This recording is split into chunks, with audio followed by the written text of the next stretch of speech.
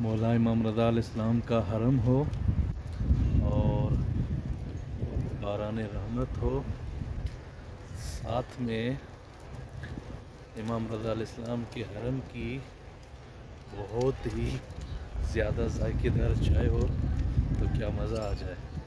अभी मौला के हरम में है और बारान रहमत है।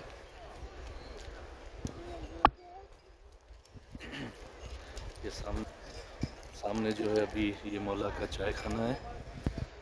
यहाँ पर मौला के ज़ायरीन को बेहतरीन चाय दी जाती है।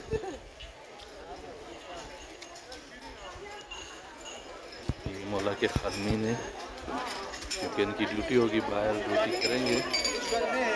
तो ये देख लें माशाल्लाह।